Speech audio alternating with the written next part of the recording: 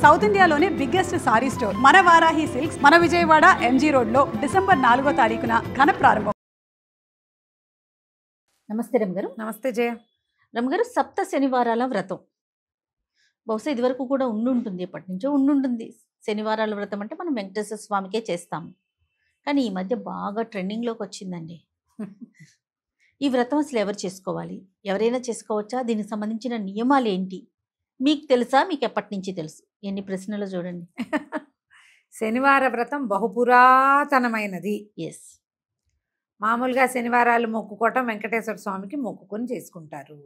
వివాహం కాకపోయినా, సంతానం కాకపోయినా, ఇల్లు దొరకపోయినా, అంటే ఇల్లు కట్టుకునేందుకు సరిపడా అవకాశాలు కుదరకపోయినా, పిల్లలు సెటిల్ అవ్వకపోయినా, చిత్తశాంతి మనశ్శాంతి లేకపోయినా, ఏవైనా తరచుగా ప్రమాదాలకి వాటికి లోనవుతున్నా, జాతకంలో ఫలానా శని దోషాలు అవి ఉన్నాయని చెప్పినా, ఈ అర్ధాష్టమ శని, ఏలినాటి శని లాంటి సమస్యలు సాడేసాతి అని చెప్తారు జాతకాల్లో. అలాంటి సమస్యలు ఉన్నవాళ్ళు ఎవరైనా శనివార వ్రతం చేసుకోవచ్చు. సప్త శనివారాలు అనేది ఇటీవల కాలంలో ఎందుకు ట్రెండ్ అయిందంటే, ఇది సోషల్ మీడియా వల్లే ట్రెండ్ అయింది. శనివార వ్రతం సాధారణంగా ఎవరైనా మొదలు పెడితే జన్మ శనివారాలు అంటారు. శనివారం మానరు.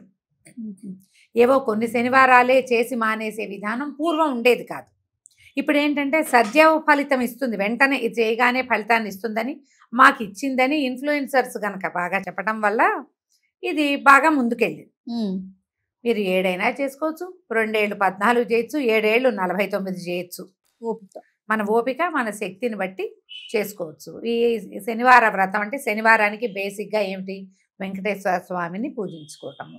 ఇదివరకు ఏం చేసేవాళ్ళంటే శనివారం నాడు తలంటి పోసుకుని పిండి దీపారాధన చేసి స్వామికి ఒక పొద్దు ఉండటం నియమం.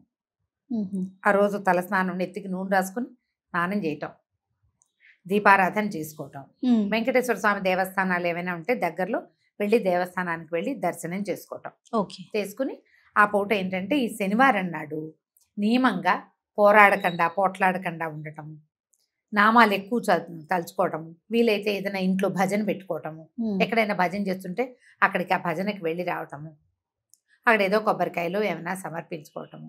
వెంకటేశ్వర స్వామికి సంబంధించిన పూజకు అసలు ఏం చేసేవాళ్ళు ఇదివరకు, ఇన్ని పుస్తకాల ఇన్ని రకాల జయ ఏమీ లేదు. ఈ పిండి చలిమిడి చేసి పిండి దీపారాధన అంటే బియ్య పిండి కాదు, అది చలిమిడి చేసి చలిమిడితో దీపం పెట్టి దీపారాధన చేసుకుని పానకము వడపప్పు ఈ చలివిడి స్వామివారికి సమర్పించుకుని దండం పెట్టుకోవటం, పగల అన్నం తిని రాత్రిపూట ఉపవాసం ఉండేవాళ్ళు. శనివార వ్రతం అంటే బ్రహ్మచర్యము ఏకభుక్తము ఖచ్చితమైన నియమం. అందుకని ఇళ్లలో పెద్దవాళ్ళు చేసేవాళ్ళు సాధారణంగా, పూర్వం అలాగే కనపడేది. ఇప్పుడు ఏమైంది, క్రమంగా ఇళ్ళ అందరూ చేసుకోవటము, ప్రతి వాళ్ళు చేయటము. ఇన్ఫ్లుయెన్సర్స్ చెప్పారు కదా ఈ 7 శనివారాలు చేశాము అని. మామూలుగా మనకి పూజ అంటే మన ఇంట్లో ఒక దేవతార్చన, ఒక విధానం ఉంది, ఒక మండపం ఉంది, ఒక షెల్ఫో ఒక మందిరమో ఉంది, ఆడ వెంకటేశ్వర స్వామి ఉన్నారనుకో, అప్పుడు దీపం పెట్టుకోవటము పూజ. ఇప్పుడు ఏం చేశారు, దీనికి కలశాలు పెట్టడం, ప్రతి వారము కలశం పెట్టడము, కలశం లేనిదే పూజ లేదని, కలశం పెట్టాల్సిందేని, దీపాలేమో 7 దీపాలు పెట్టాలని, 9 పెట్టాలని, 16 పెట్టాలని, 100 రకాలు వచ్చేసరికల్లా ఏది కరెక్టో తెలియని ఒక డైలమాలో పడుతున్నారు. 7 శనివారాలు అని చెప్పారు కాబట్టి 7 దీపాలు పెట్టాలన్నది కూడా ఒకటి కనపడుతోంది. ఆ దీపానికి పసుపు రాయాలి, బొట్టెట్టాలి, కుంకం పెట్టాలి, వాటి నిండా పువ్వులు పోయాలి, అలంకరించి ఫోటోలు తీయాలి. ఈ గోల ఎక్కువైపోయింది. నేను ఈ గోలను సమర్థించనమ్మా. పూజ ఫోటో తీయటానికి కాదు, ముఖ్యంగా చెప్తున్నాను నేను. నేను సప్త శనివార వ్రతం చేశాను అని నీకు పూజ అయిపోయాక, నీ పూజలు అయ్యి నీకేదో నా ఫలిస్తే, నాకు ఇలా జరిగింది, నేను ఇది చేశాను అని నువ్వు చెప్పితే ఒక రకంగా ఉంటుంది.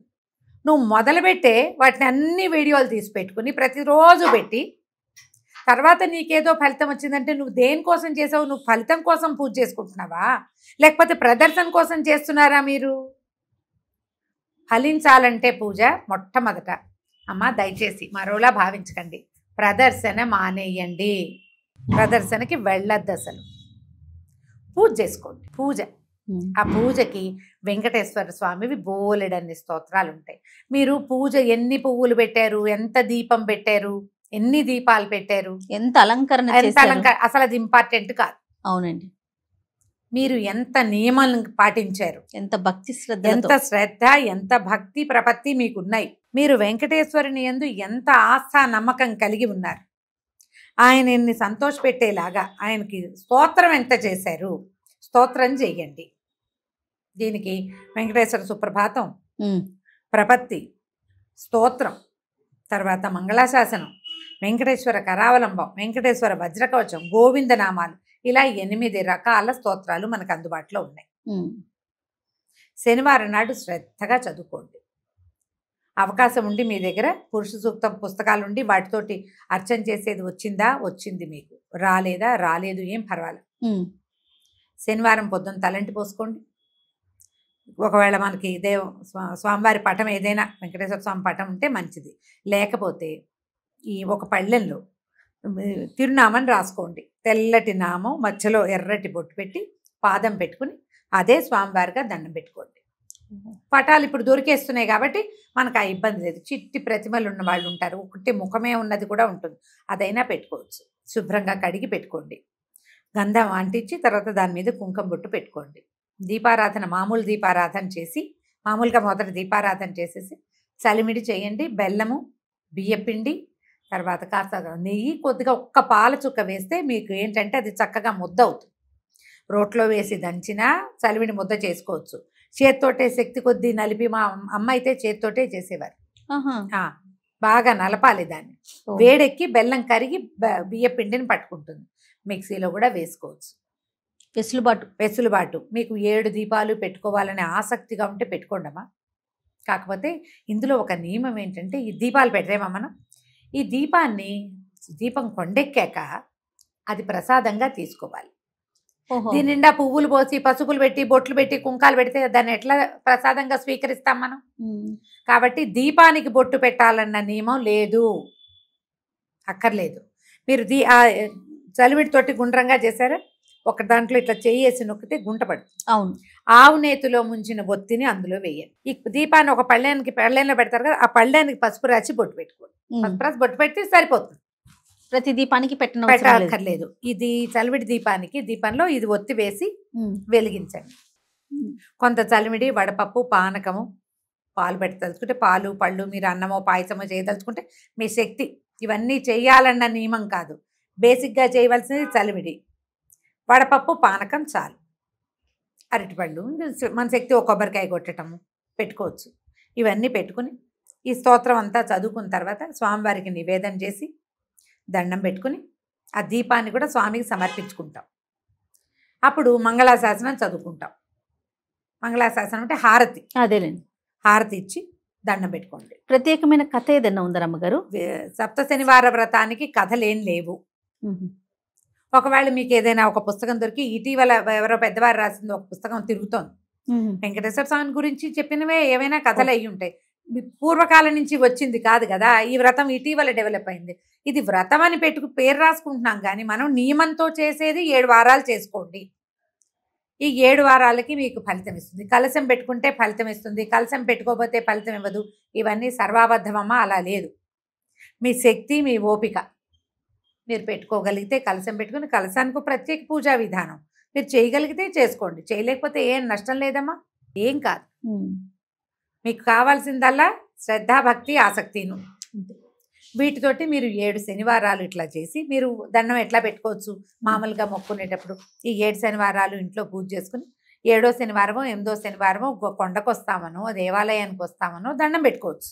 లేదా పక్కనే ఉన్న సమీపంలో ఎక్కడో దేవాలయం ఉంది, అక్కడికి వెళ్తాం. చిన్న తిరుపతి వెళ్ళచ్చు, పెద్ద తిరుపతి వెళ్ళచ్చు. మనకి ఇక్కడ హైదరాబాద్లో అయితే రత్నాలయం అని, ఇంకో ఆలయం అని, బోల్డని వెంకటేశ్వర స్వామి దేవస్థానాలు ఉన్నాయి.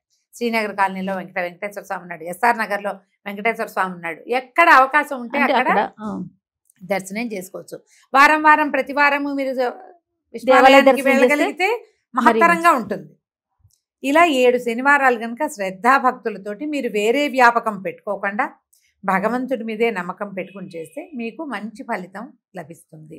ఇందులో చూడు, ఒకటి దీపారాధన. మొదటిది మీ నియమం 7 వారాలు చేయాలని దీపారాధన. ఇందులోనూ పిండి దీపారాధన చాలా మంచిదని చెప్తారు. మామూలు మనం దీపం కుంది కాకుండా ఇలా పిండితో అంటే చలిమిడి మీద చేసిన దీపారాధన విశేషమైనది. అది చేసామా, అర్చన చేసామా, దేవాలయానికి వెళ్తామా? ఈ ప్రత్యేకమైన రోజుల్లో మీరు జ్ఞాపకం పెట్టుకోవాల్సింది ఏంటంటే పోట్లాటలకి దిక్కండి. ఈ వ్రతానికి ఒక్క నియమం, అలా గోవిందనామాలు రోజంతా గోవిందా గోవిందా అనుకుంటుంటే మంచిది. మీ సమస్యలకి ఒక సమాధానము, ఒక సోలేజ్, ఒక ప్రశాంతత మనకు లభిస్తాయి. ఇలా చేసి చూడండి. మీరు అవి ఏవో చేస్తాం, బ్రహ్మాండం పగలు తీసి భక్తిగా చేస్తాం, చేయండి. కానీ అదే చేయాలన్న ధోరణికి వెళ్ళద్దు. వాళ్ళు ఎవరో చేసిందే చేయక్కర్లా. మీకు చేతొచ్చింది చేసిన వెంకటేశ్వర స్వామి ఎట్లాంటి వాడంటేనమ్మా, కొంగు బంగారం కదా రమ్మగారు, మామూలు వాడు కాదు ఆయన. బంగారు కమలాలతో అర్చించే తొండమాన్ చక్రవర్తి ఉంటే మట్టితో పూజ చేసిన వాడు ఇంటికి వెళ్ళి వచ్చాడు. ఆయన మట్టి పువ్వులతో పూజ చేశాడు, మట్టితో తులసి దళాలు చేసి, తామర తూడుతో కూర చేసి పెట్టిన వాళ్ళ ఇంటికి నడిచి వెళ్ళాడు స్వామి కొండ దిగి. అలాంటి వాడు. నీ భక్తే కావాలి ఆయనకి. నువ్వు చూపించే ఈ ప్రదర్శన వేషం ఉందే, అది నువ్వు ఉంచుకుంటావు, నువ్వు చూపిస్తావు ప్రపంచానికి. ఆయన ఏం చూస్తాడు? నీ లోపలది చూస్తాడు. లోపల పెట్టుకోండి, ఈ ప్రదర్శనలు మానేయండి. హాయిగా ధైర్యంగా పూజించుకోండి స్వామిని. తప్పకుండా రమ్మగారు. ఇది అంటే ఆనవాయితీగా వస్తేనే చేసుకోవాలా, ఎట్లా రమ్మగారు? ఆనవాయితీ రావాల్సిన అవసరం లేదు, మనం చేసుకోవచ్చు. ఓకే. కొన్ని శనివారాలు అని పెట్టుకుని ఒక సంవత్సరం అంతా కూడా చేసుకోవచ్చు. అంటే వ్రతం అనగానే కొన్ని నియమాలు ఉంటాయి సాధారణంగా. ఇది వ్రతం అని పేరు చెప్తున్నారు కానీ ముందు కాలం నాటిది కాదు. అదేలేండి. శనివార నియమం ముందు కాలం నుంచి వచ్చింది. ఇవి పిండి దీపారాధన ముందు చాలా కాలంగా మనకి 3-4 తరాల ముందు వాళ్ళు కూడా చేసుకున్నారు. ఇలా 7 వారాలే చేసుకోవటం అనేది ఇటీవల డెవలప్ అయింది. 7 కొండలు కాబట్టి ఆ 7 ఆయనకి ప్రీతి పాత్రమని, 7 చేస్తే బాగుంటుందని పెద్దవారు ఎవరో మొదలు పెట్టుంటారు. అవును, అందరూ చేసుకుంటున్నారు. మీరు కూడా చేసుకోండి. నేను చెప్పే కదా, 2 ఏళ్ళు 14 చేయొచ్చు, 7 ఏళ్ళు 49 చేయొచ్చు. ఒక ఏడాది అంతా పెట్టుకోండి. ఒక శనివారం ఆడవాళ్ళకి ఏదైనా ఇబ్బంది వస్తుంది, కుదరదు, దండం పెట్టుకోండి, ఏం కాదు. వినాలి. ఇందులో కూడా 7 శనివారాలు పెట్టుకున్నాం. మన పీరియడ్ అటు ఇటు వచ్చి ఆ శనివారం రోజే వస్తుంది. మళ్ళీ మొదలు పెట్టాలా అని అడిగారమ్మా. 15 మంది అయినా అడిగారు జయ నన్ను. మేము 7 శనివారాలు వ్రతం చేసుకుంటున్నామమ్మా. 5వ వారం అయిన తర్వాత శనివారం నాడు అనుకోకుండా ఇబ్బంది వచ్చింది, అశౌచం వచ్చింది, మీకే జ్వరం వచ్చింది, పిల్లాడికి ఏదో అనారోగ్యం, హాస్పిటలైజ్ అయ్యారు, మానేశారు. మానేస్తే అమ్మ నెత్తెండి చేయడానికి భగవంతుడు మన శత్రువు, మన పగవాడు కాదమ్మా, మన కన్న తండ్రి. అవును. మన తప్పులు కడుపులో పెట్టుకోడు, ఆయన పెట్టుకుంటాడు కదా. ఈ పీరియడ్ వస్తే ఆ ఒక రోజు మానేస్తే మరుసటి వారం చేసుకోవచ్చు. ఆడవాళ్ళు చేసేటప్పుడు ఈ ఇబ్బంది వస్తుంది. మళ్ళీ మొదలు పెట్టాలి ఎవరైనా చెప్తే ఈ వీడియో చూపించండి అమ్మా, ఏం పర్వాలేదు, ఈజీగా చేసుకోండి. ఏదైనా ఇప్పుడు వెంకటేశ్వర స్తోత్రాలు ఉన్నాయా, వీటిలలో నేను చెప్పిన లిస్టులో వెంకటేశ్వర వజ్ర కవచం చాలా చిన్నది, అది నేర్చుకోండి. రోజువారీ కూడా చేసుకోండి, అది ఎక్కువ సార్లు చేయండి, మంచి ఫలితం లభిస్తుంది. ముడుపు కట్టడం లాంటివి ఏమైనా చేస్తారా రమ్మగారు? దీనికి చేయరు, ఏం చేయరు. మీకు మీ ఇళ్లలో పద్ధతి ప్రకారం చేసుకుంటాం. 7 లేదా మొదటి వారం ముడుపు కట్టి 7 వారాలు అయ్యాక 8వ వారం మేము కొండకు వస్తామంటే ఇదివరకు అట్లాగా కొండకి సులువుగా వెళ్ళిపోయే మార్గాలు లేవు. ఇప్పుడు అవన్నీ టికెట్లు అవన్నీ ముందు ప్రిపేర్ అవ్వాలి కదా. అవునవును. అవకాశాన్ని బట్టి చేయండి. మీరు ముడుపు కట్టుకుంటే 8వ వారం దగ్గరున్న వెంకటేశ్వర స్వామి గుళ్ళో అప్పచెప్పేయాలి. ముడుపు కట్టకపోయినా పర్వాలేదు. ఓకే, చాలా డౌట్లన్నీ తీరిపోయినట్టు, ఆల్మోస్ట్ అన్ని అయిపోయినాయి రమ్మగారు. ఏదైనా ఉంటే ఇంకొక వీడియో చేస్తాను మళ్ళీ కూడా. అలాగే. నమస్తే. నమస్తే.